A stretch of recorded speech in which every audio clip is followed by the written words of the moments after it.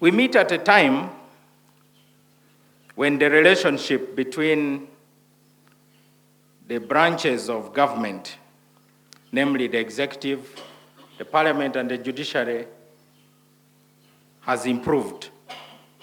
I've noted with great relief and pleasure that there is very little friction between the judiciary and the other co-equal branches of government. The tenure of judges and terms, of course, aside, we feel that there is greater respect for judges. You have to know, Mr. President, that a few decades ago, the security of tenure of the position of Chief Justice was never guaranteed.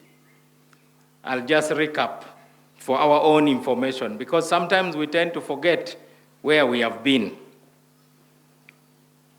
When Sir Edward Mutesa was president, we had a Chief Justice, a Nigerian, Sir Udo Udoma. When President Obote took over in 1966, he blocked the return of his own Chief Justice, Sir Udo Udoma from Nigeria. And then he appointed Chief Justice Sheridan. When Idi Amin took over, he appointed Benedicto Kiwanuka. And when Benedicto Kiwanuka was disappeared, never to be seen again, Chief Justice Wambuzi was appointed.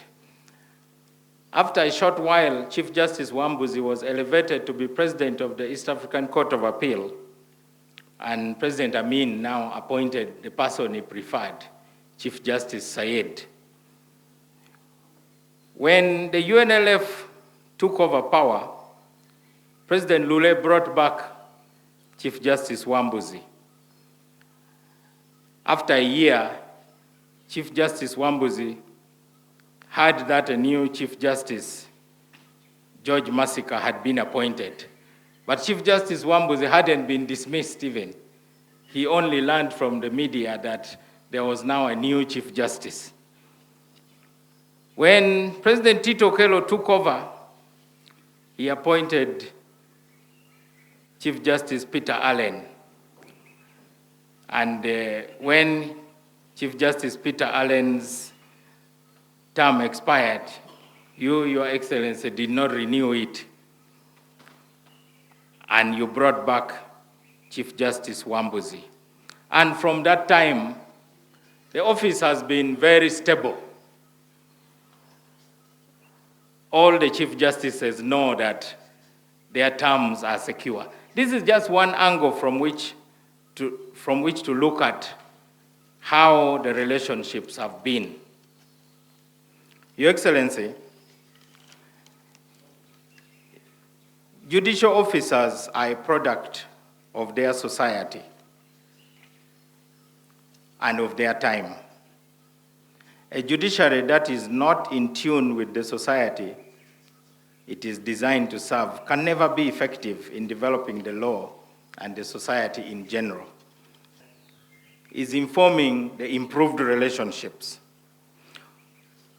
Mr. President, and my Lord the Chief Justice, this view doesn't contradict the time-honored and constitutionally anchored principle of the independence of the judiciary. Of course, the independence of the judiciary is part and parcel of the rule of law, which we are all committed to upholding. But it's important to understand what the independence of the judiciary is.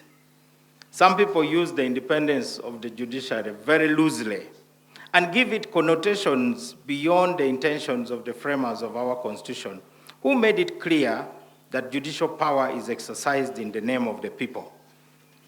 The framers of the Constitution intended that the independence of the judiciary should mean freedom from interference by the executive and the legislature in the exercise of judicial functions.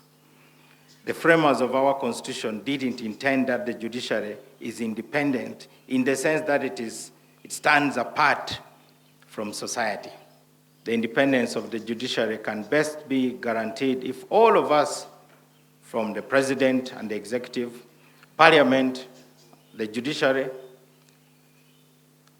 and lawyers like us, and even the general public are fully committed to building and sustaining democratic institutions. On behalf of the Ministry of Justice, I sincerely congratulate our new Justices of Appeal and Justices of the Supreme Court upon your elevation to these important offices. We pledge our full support to ensure that you continue doing the best for our society. Indeed, the ministry, as I always tell the Chief Justice, basks in the achievements of the judiciary, whether it is infrastructure development, whether it is dealing with case backlog, whether it is the alternative dispute resolution, whether it is the justice centers that allow access to the poor. We enjoy sharing these achievements.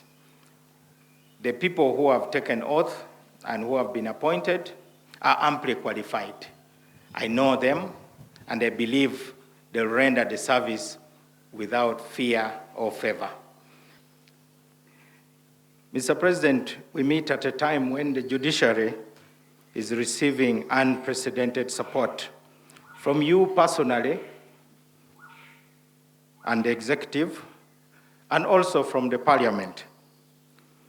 This is manifest in the enhanced budget, improved terms of service, support to infrastructure development, and all this means less dependence on the so-called donors. Mr. President, before the end of this month, we shall be approving here in the Cabinet the new structure of the judiciary.